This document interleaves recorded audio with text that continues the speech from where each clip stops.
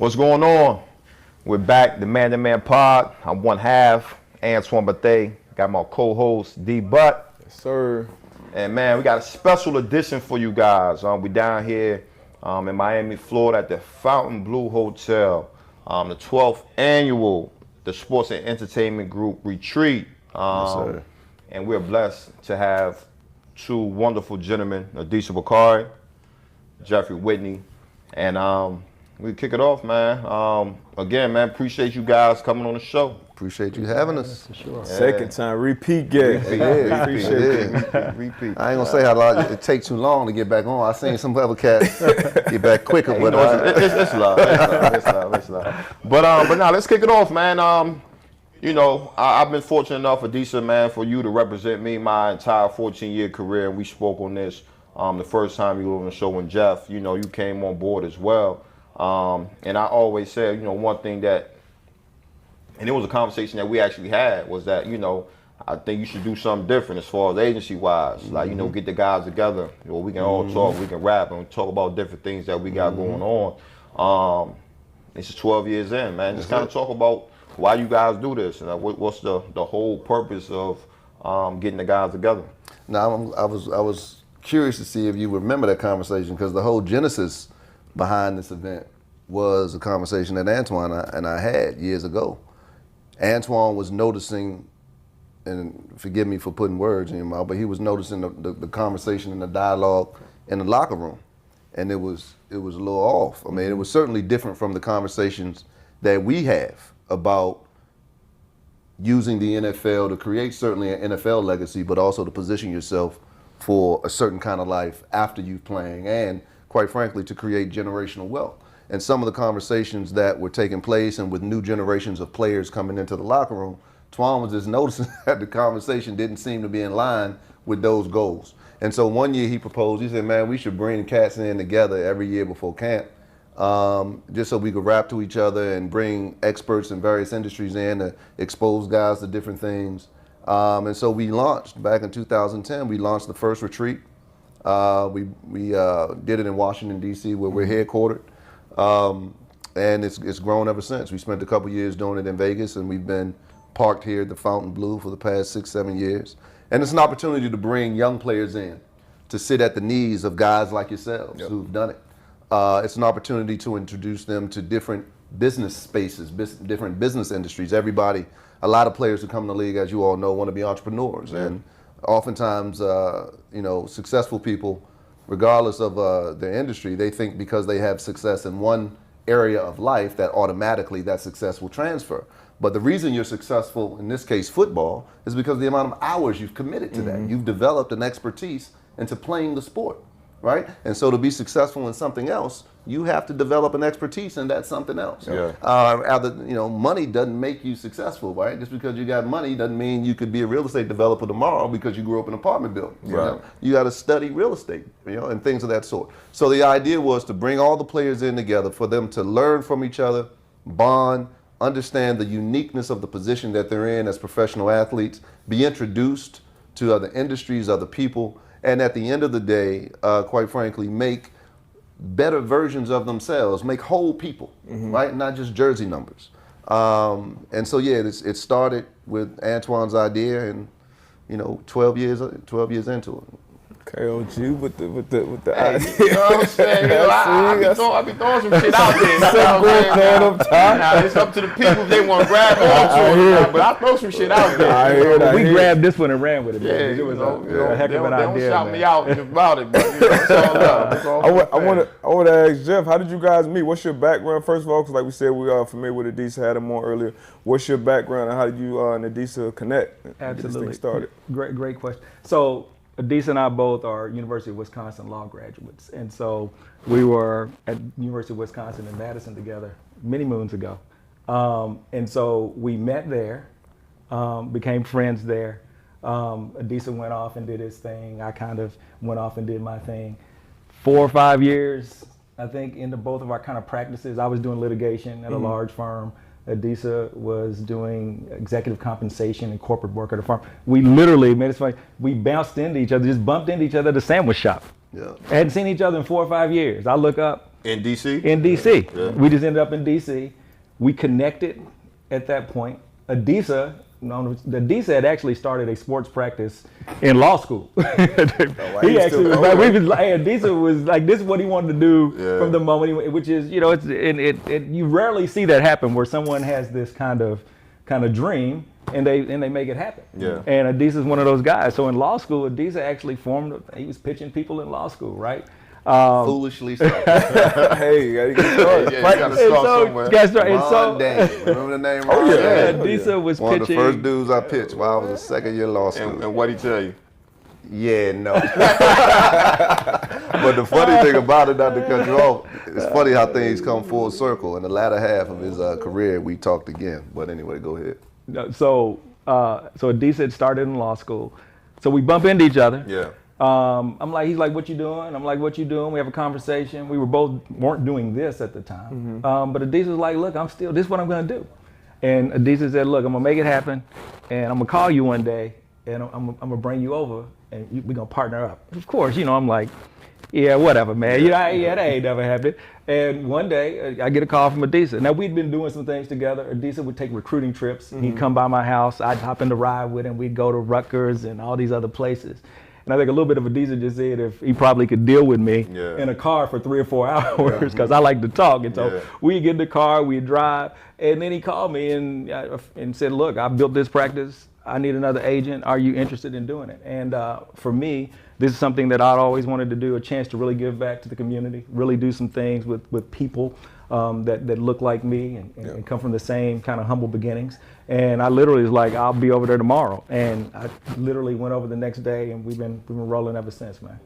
Let me talk about, you just brought it up as far as you wanting to get into this business and give back to your community and work with people that look like you. So a question to both of y'all, being two brothers in this space, in the agency business, how is it? One, owning your own practice, but then also being in a space where typically years back, it was a older white man that was really at the top of the agency space.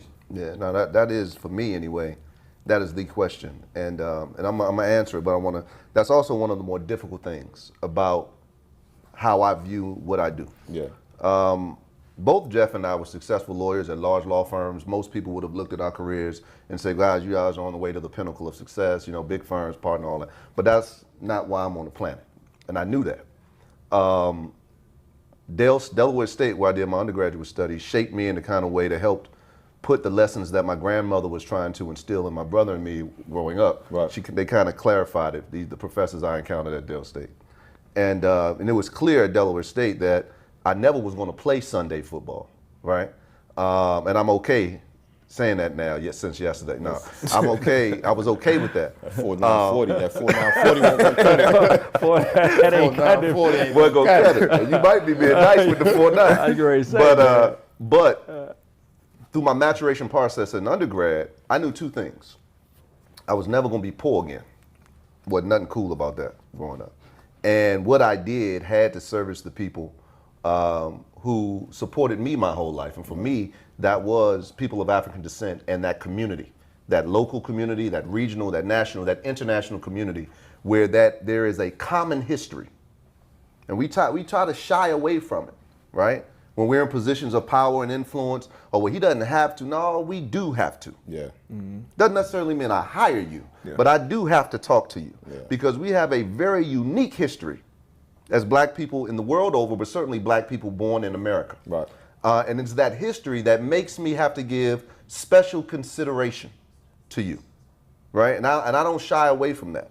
And that is the very essence of who I am. And I can't hang that on the shelf when I go to work. Mm-hmm. Right? So no, I'm gonna get to your answer, but when I walk in the room, I don't come in with blackity black stuff, but blackity black is who I am, and I don't apologize for it. Yes, football is a very, it's a tremendous opportunity to play professionally, but that's not why God put you on this planet. Mm-hmm.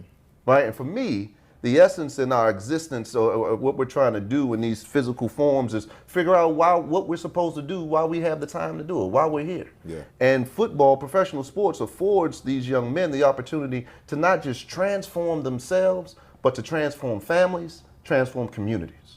And so when I was making the decision about what I wanted to be when I grew up as an undergraduate, one, I wasn't going to be poor. And two, I had to work with black people. And so I set off law school. I hung up my cleats my junior year, set off law school to go to law school. Did a little, some resume stuff, White House intern, some Model United Nations stuff. Got to Wisconsin, did well. Funny, Jeff was the dude in Wisconsin law. He's a year ahead of me. That if you was black and you went to Wisconsin, he'd meet Jeff Whitney. Meet Jeff Whitney, because Jeff was super smart. He was the wizard. Yeah. Right? So I knew what I wanted to do. And it's funny when I get young people coming to me all the time, or young and old, quite frankly, hey, you guys hiring? And my question is, and shouldn't be the litmus test, but for when I'm 50 years old, where I am is still my litmus test. Why do you want to do this? If it's simply to acquire money, fancy cars, nice red carpet events, there's a lot of other ways to do those things, right? I believe what we do continues to be a ministry of sorts. It's a service to our community. I help young men who come from beginnings very similar to mine take full advantage of this wealth building opportunity that professional sports affords, to get them thinking a certain kind of way. So even when your playing days are over, you're on a trajectory that even if you want to, you can't get off. It's like the Matrix and that blue-red pill thing. And don't get me wrong, sometimes I wish I did take the other pill. And I could just go through life oblivious to what's going on. What they say, ignorance is what? Bliss. Exactly, and it is. But I'm not ignorant to the realities of what's going on as they relate to our community. So the reason we do what we do and the way in which we do it, because this retreat is not, it's not free. Fontainebleau ain't just opening up the hotel to us and all these things. We pay for this, the sports and entertainment group, right? The goal is for our clients to make more money than we make, and most of them do, because they do their jobs on the field well, and we do our jobs in the negotiating room well. But we pay for everything because I want the players to come in and hear something different. And then we see the influence we have on our young players, because then you get guys like Antoine Bethea, who thought of the idea, didn't need it as much in his latter years, damn sure don't need it now, but still comes back to give to the young people. Maurice Jones-Drew is in South Africa. We'll be calling in tonight at the dinner to talk to the young people.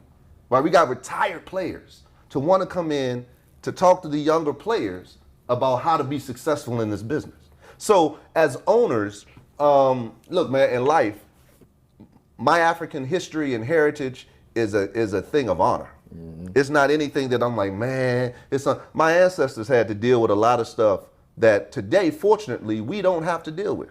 I always evaluate, is this the strategy utilized by our predecessors? And oftentimes, if it is, we need to maybe rethink the strategy.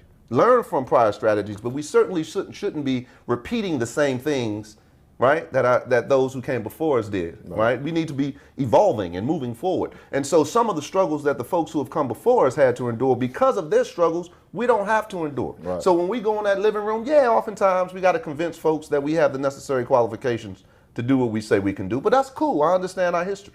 I understand that we were taught to not value ourselves.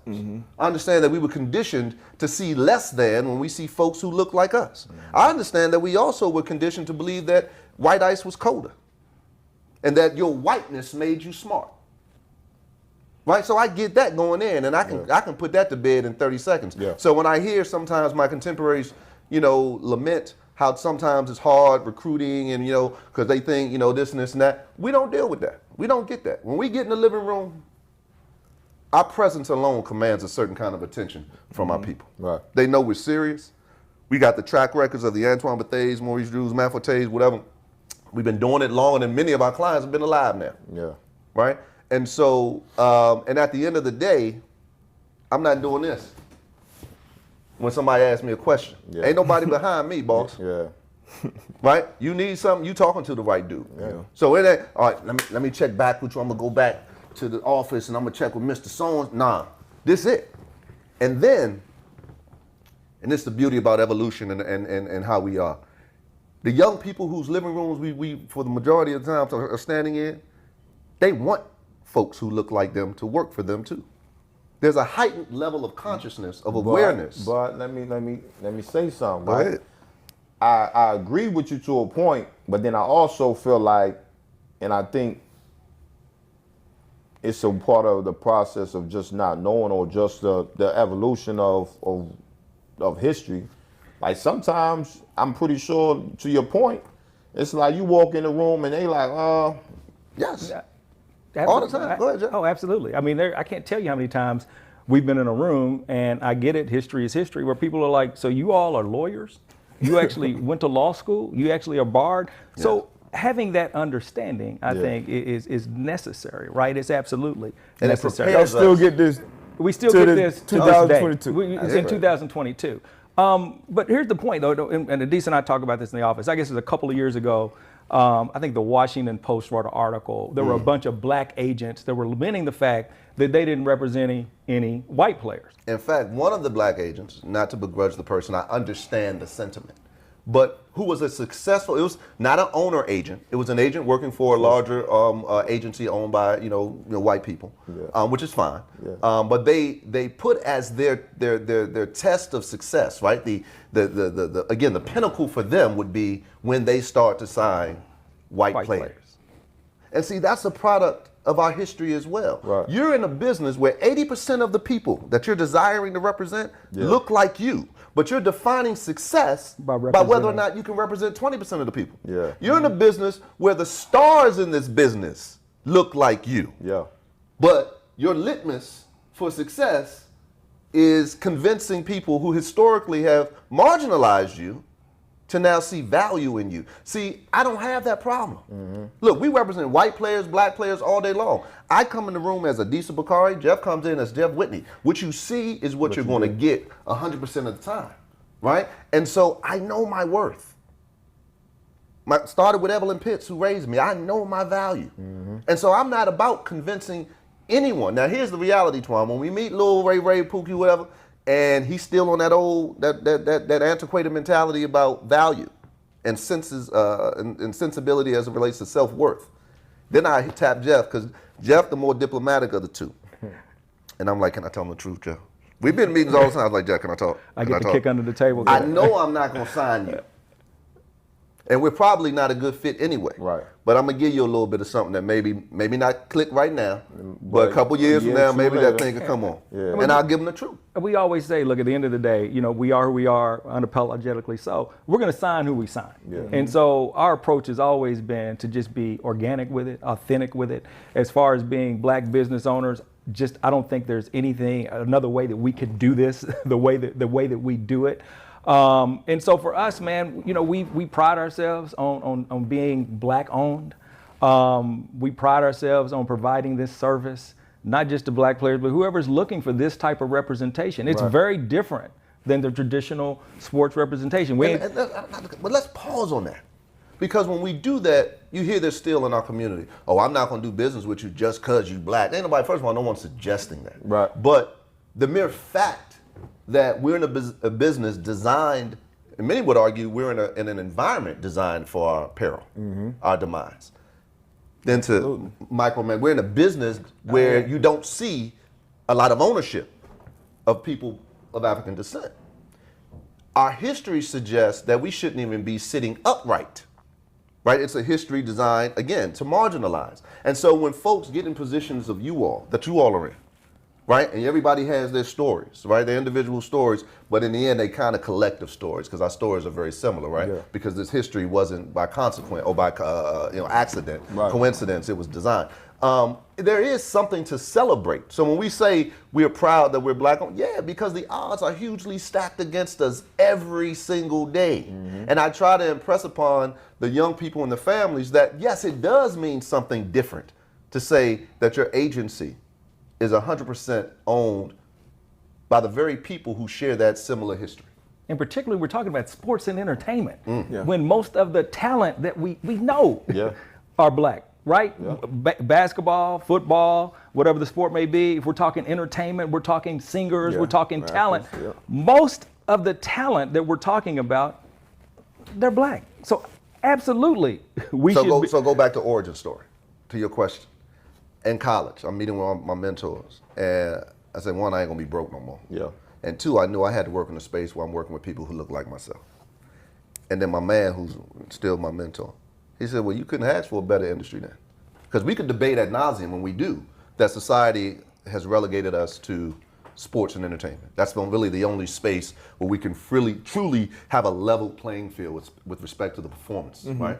And we'll be judged based on our performance. But we're still performers.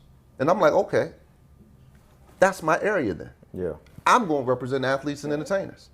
And I'm going to encourage the very people that I work for to be more than just performers, to be owners. But like you said, you found out early at Dale State you weren't going to be playing on Sundays. And that's the case for a lot of people, whether you find out in high school. At some point, we all going to be told, hey, you got to lead a game or the game going to leave you. High school, college, whenever that is. So I always, when I'm talking to young guys, young women, always talking about, because like you said, we've been relegated to the performers, but the ecosystem around that, like the agency, the litigation, the media. Like everything. You look at the media and the people that own the media space and how that looks. And people talk about the lack of diverse hires and coaching and stuff. I'm like, you look at any corporate, you look at any Fortune 500, the higher you go, the wider it gets. But I want to something one of you guys mentioned earlier, and I've heard agents say this a lot, and some of them bullshit and some of them are keeping it real.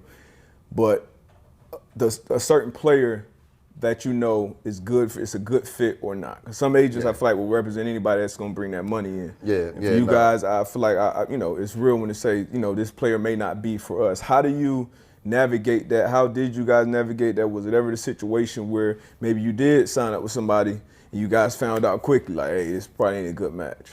No, that's rare. It's happened, but that's a rarity, and that usually has an organic way of working itself out too.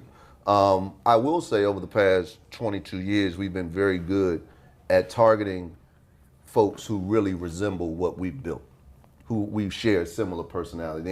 We always say in the room, the Antoine Betheas, Maurice Jones-Drew, those type personalities. And it's no different when you say players, tend to represent the personality of the coach. I think clients represent the personality of the first person working for them with that agent. I think the players are looking for some personality compatibility too. We have the luxury of being selective about who we represent. And we say the same thing. Look, if you simply see yourself as a football player, we're probably not the right shop for you, right? Because unapologetically, and I get it, coaches hate when I say it, and I understand GMs or whatever, but I don't give a shit about Super Bowls. You need to as a player, that should be a goal. But my success is defined by when you retire, your kids ain't gotta fucking worry about money. Your children's children don't want anymore. Now, it'd be great. We got Super Bowls and the Hall of Fame and all that. That'd be great. But it's a lot of dudes with Super Bowl rings that they take into pawn shops. Absolutely. And gold jackets that, wherever they may be. That don't have the financial legacy that this opportunity affords. So for us, we're looking for players who certainly want to maximize the opportunity that the NFL affords, which is a tremendous one for themselves, their families, their community. But also know that they got something to give way beyond the sport.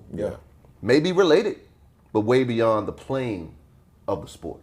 And more often than not, on average, at least 10 to 12 a year, we find dudes who have that as part of their mentality. It's amazing. We'll always get a call from a GM or a personnel person, and they'll say, hey, I knew that guy was y'all's client before he even told me, because I see the way he handled himself, see the way we came into the building. And we'll also get calls from GMs saying, hey, have y'all talked to such and such kid at such and such university? He'd be ideal for y'all. So that speaks volumes. So like that just goes to show like the foundation that you guys have set. So I want to ask you about the responsibility of being an agent. I know me and D-Buck, we kind of discussed it once before and laughed about it, where when he was going through his process, the agent was like, look, if you don't call me at 10 o'clock at night, I'm not the guy for you. But when it's contract negotiation time, I'm a ride for you. One thing I like about you guys, not only did we have a player-agent relationship, I say we had, we're brothers now, where we can talk about anything in life. And if I needed to call you at 11 o'clock at night, 1 in the morning, you're going to answer. If not, you're going to call within the next 30 minutes. What was it that you said, this is the take that I'm gonna have with my clients and not the other? It's funny because it wasn't anything by design. I'm bringing my authentic self to this experience and starting this business, right? And I only know how to move one way. If if I'm gonna say I got your back, I got your back, right? I'm you know, my word is my bond. Yeah. And for me, it wasn't just. Don't get me wrong. Look, and you're right in the lead up to the question. Technically, the only responsibility professionally the agent has is to negotiate your contract, right, and to help you navigate that contract during its term. That's it. That's the fiduciary responsibility agent to player. And so the agents who do business that way aren't really doing anything out of the ordinary. They're doing their job. But for us, we define our job to be a little bit more. We're trying to help young men become whole people. We're helping them, quite frankly, enter manhood, right? And we tell families all the time, we desire to be an extension of the family. We told you, Twan, all those years ago that this wasn't a 10-year deal, right? This is a 30-plus year deal, right? And it's way beyond sports. The funny thing is, we told the same thing to Darius Butler as well when we recruited him. Let me grab my Uncle Nearest. Shout out to Uncle Nearest. That was before my time, so I need to hear the story. But no, in all seriousness, it's just how we mold. But here's the challenge. Here's the challenge of it. You and I are roughly a little more or less than 10 years apart. right. So when we started this journey together, I'm uncle, big brother kind of relationship to you. Yeah. Now, I'm older than many of the parents of the players we're recruiting. And so although we have younger agents in the office, we're now coaching them up on the importance of having, absolutely, make no mistake about it, every time a client is on the phone with you or you're in that client's presence, they need to be reminded that their success is connected to you, connected to your counsel. But also they need to also know it's more than just the business of the sport, that they have someone that they can lean on for all things, right? And so helping our young agents create similar relationships, because I mean, again, I'm 50 years old. What 21, 22, nobody want to hang out with me at 50, you know? Right. But our younger agents are about 10 years the senior to the clients that we're signing now. And can we replicate the same type of personal relationships that you and I have with this next generation? Yeah, so I'll say this, that I think Adisa and I are, to use these words, in a relationship or partnership, we're equally yoked, right? We, we're good together in that we kind of have the same kind of mission, right? We really, at the end of the day, it'd be easy for us to just do your contract, fade to black, and then come see you in 3 or 4 years when it's time to renegotiate. We come from, I think, similar backgrounds, kind of see this practice the same kind of way, that it's certainly more than just being your contract negotiator. As Adisa said, this collective bargaining agreement, the CBA, basically says to the agent, all you have to do is negotiate the contract and then help with the contract. Neither one of us are cut that way. We're cut a certain kind of way. I couldn't imagine ever turning my phone off or us not being available. We want to be those people. We tell our clients, the first call you make, good, bad, or otherwise, you call one of us, right? I think that we joke about it. If the body needs to be buried, you call me and Adisa, right? At the end of the day, those are the type of relationships that are important to us, that we develop those relationships.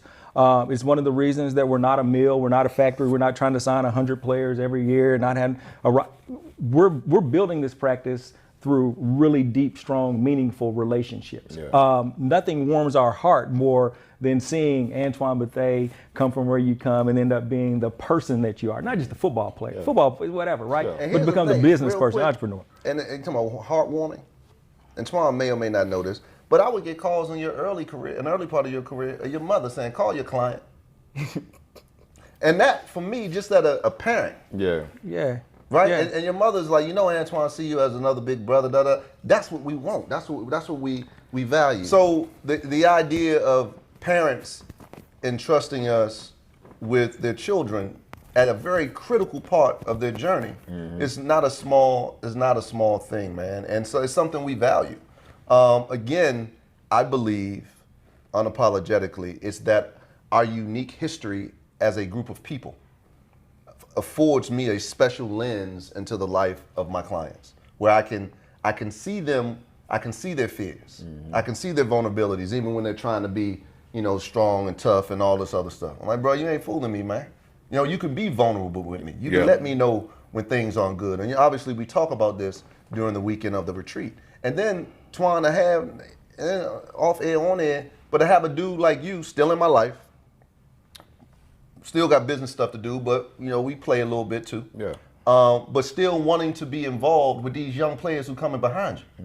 You take a client like Stephon Diggs, right? We just did a big youth camp of Emory Heights Playground, my hood, where I'm from. And we take care of 300 kids, right? Coming back next weekend, Stefan is doing Black on the Block, right downtown New York Avenue, DC, where we're gonna feature a couple hundred black businesses and expose them. I like to think I had some influence in that decision making, That's real. That's making real. them understand the impact outside of consumerism, Yeah. right, that they can have with their careers. That's real. And so the only way, in my mind, to be able to have that kind of relationship is to impress upon these young men that we do care about the men wearing the jersey. That, quite frankly, the thing we care about the least is that jersey number, Yeah. right? And so in order for that, we got to build that trust, and it requires us to build a relationship to be constantly involved in the lives early on. Gotcha. Now I want to go back. Probably gonna push the conversation a little bit to a different place. But something you mentioned earlier about, hey, you don't care about Super Bowls. Well, you care about Super Bowls, but that's not your business to care about Super Bowls. Right. So now you have players. It's a funky area to navigate now, because it's something we didn't even deal with coming up. With players coming in now, you got high school players getting nil deals and marketing off the field and money. So it's a lot more that you're dealing with coming into the NFL now with draft picks that you don't have to deal with when AB was coming out. So how do you guys as an agency, I'm sure you have a team, but how do you guys as an agency deal with that with the players? Like, hey, like you coming in, and then how do you deal with that as an agency? Because, to future agents coming up that maybe want to get into space, and their players, where should their focus be going into college or, things like that? I'm gonna let me just lead off with this, because this part of this is some sausage making that we're gonna let your viewers see. Despite all the stuff people put on Instagram, right, or social media, Yeah. there's only a small number of NFL agents representing the entire league, one, and there's only a small number within that number who are profitable, right? And we have the very good fortune of partnering with families and players who want our style of representation. Yeah. And our style of representation does not begin with a bribe. Clear-headed, without hesitation, even though I just hesitated, without any hesitation, that we don't buy players. And Right? to the viewers and the listeners, when you talk about buy players, it's that families, and this is part of the culture of Yes. what it is. Agencies, It's whatever. always- It's it's always been always- this. always It's been. always been this. So when you talk about buying players, it's a family going to an agent and say, hey, we need $500,000 Yes. if you want us to sign. Yes. And our response is, I'm sure you could get that money, but you ain't gonna get it from the sports and entertainment group. Good luck. And then to your point where you're saying that, you guys are fortunate enough to be profitable, where you might have some other agencies that's buying these players And are not profitable. and they're not getting that return. And that's their model. Who am I to And you judge? can't, yeah. So I'll say this. Oh wait, before you move on, and even when you get into them buying players, be careful with that paperwork, because sometimes All it's day long. advances. The devil's in the All day detail. long. Yeah, They play that every you card. got an agent that's good, and then you end up maybe signing with somebody else. You think you good money, and they keep a track of every cent. So it's a lot that It's goes a- on. But it All does that get back glitters is not gold. to kind of what we always say. Again, I don't begrudge the players or the families or the agents. At the end of the day, for us, our motto has always been, we're going to sign who we sign. We're going to attract the people who are attracted to what we attract to. We have a business model that's worked for 20 plus years. And if that's what players, families, and other agents want to do, then Ain't no knock. that's what they, There's ain't no no knock. knock. Cause shit, We if- do what we do. If an agent gonna give me 500, hey, give me that. And so for us, it's reaffirming that we have a business proposition that people value, right? Yeah. 'Cause the clients we are signing ain't little name dudes, Yeah. right? Yeah. And dudes are turning down Sizable. these financial inducements amount- to yes, sign to with us. sign- So yeah. that speaks to, that's again a heartwarming thing and reaffirming that we do something right. But to your question about the NIL work, for us, it's there are levels to playing field for us, because dudes are less enticed by some of this bread that these agents offer, because they killing it from the NIL dudes in college. Yeah. And the college, if we're speaking plainly, all they did was legalize what was being done anyway. Yeah.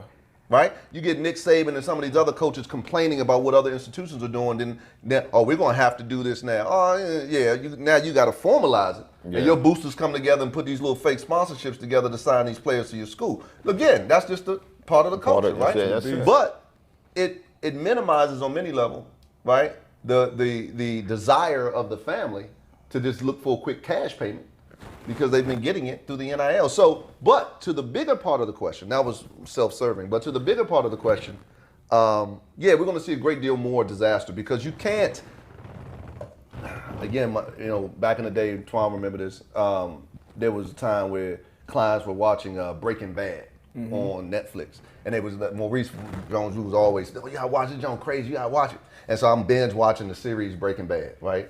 Chemistry teacher or former scientist turns chemistry teacher turns into crystal meth deal. Yep. And so one episode, he's meeting with his distributor. The old boy from Do the White Thing. Why ain't there no pictures on the wall? Yeah. Sal, right, Yeah. dude? And so he's the distributor, and he was telling the chemistry teacher, the now drug dealer, you're a wealthy man now. You got to learn how to be wealthy. And that one line has always stuck with me. Most of our clients are not coming from positions of wealth. This is newfound wealth. This is first generation wealth. And oftentimes what happens is they try to bring the practices of subsistence, the practices of maintaining, right, during this period, these bouts of poverty, this cycle of poverty, they try to bring it into this newfound wealth. And those strategies that your family were utilizing to keep the lights on, they don't apply now, bruh. Yeah. Right? And so you got a lot of young players making NIL money, coming into quick money, big money quickly, not understanding what it means, what the responsibilities of it are.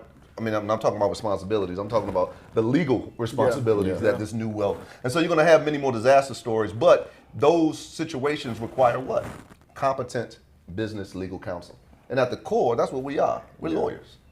Right? So again, a family who has a highly regarded prospect who's been getting a great deal of money in college through NIL or whatever, and if you're looking for legitimate business people, that stuff is out there. Yeah. Not just the sports entertainment group, but certainly best provided by the sport. But that stuff is out there.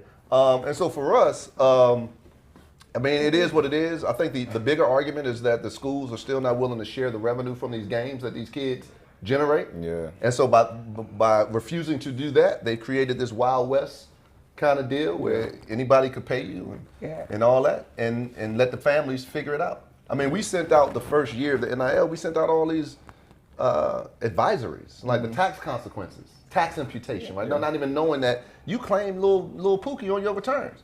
If Pookie make more than 12.5, that's your income, Mom.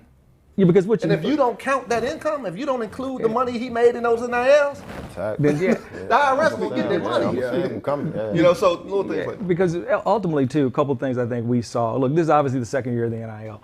One, this is anecdotal, but there was a lot of players last year that took their eye off the prize. You saw it all over. Dudes was worried not about, focusing on football they weren't no more. focused on the craft. You saw dudes worried about that NIL money. This is a true story. I was at a university for Agent Day, and I'm in the meeting and doing some things, and one of the compliance directors comes by and he's like, hey, I got a guy here that's asking about NIL.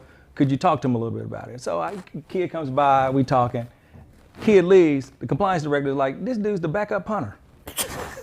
This true story. He said, this dude's the backup. So I say that to say these kids are completely misguided, have wrong information, wrong ideas of really understanding what NIL and intellectual property. One of the things, first thing we do is education. Yeah. Educating these guys to know what intellectual property is. What does it mean? Why is it important? Why does it have value? Why does it have value now when you're a collegiate player? It's going to have much more value, of course, when you become a pro. Yeah. So a large part of our NIL program, it's education. It's making sure that the families and the players understand those tax issues, that they understand. FTC, all these issues. The other thing we saw, and one of the things I think that you'll continue to see as long as there aren't regulations and rules that are standard, is all of the folks who used to wait to guys who become NFL players, NBA players or whatever, and then start taking advantage of them, these jokers are getting an early run in. Some of the stuff we saw last year as far as the contracts and the deals, again, we're corporate attorneys. We're looking at it from that kind of viewpoint. We're seeing deals that shouldn't be done, wrong terms, no terms. And so you're seeing kind of this fast run at these kids, and now it's getting into high school. So with no sight, and it doesn't look like it's going to end anytime soon. It looks like it's going to get wilder and wilder and wilder. But it's a new frontier. I mean, for Adisa and I, a little bit, just the social media in general, man, is just, I mean, it's changed. But from the time I've started doing this, just to see just the social media, how it impacts the players. And I mean, the players would rather have a blue check than a game check, right? It's amazing just how the social, but that's real though. and just how we've had to really, to some And I degree, didn't fully even understand, appreciate. like, why? I'm focusing on the draft, bro. And you sweating us out on a Yeah, blue blue check. Blue check. That blue check brings, That blue check brings is real, different though. things. We get more blue It check does. requests. It brings It does. different things, you know what I mean? Absolutely. And that's just the, and that's just the, That's the reality. being real. And That's so just being real. and for us though, that's the thing, Antoine, being real, it's important. And it's important for those guys. And we've had to kind Now of all our rookies get a blue check, right? We've had to respond to the marketplace in a certain Yeah. kind of way. The social media, it's taking this stuff in a different angle, and I think we more fully appreciate it. But it's taking some time, and it's a different world, man. Yeah, man. Now, it's been dope, man, sitting here with you guys. I know y'all got a lot going on. Definitely the kickoff for the weekend, man. We appreciate y'all sitting down, stopping in, chopping it you. up with us, Appreciate man. you guys, As always.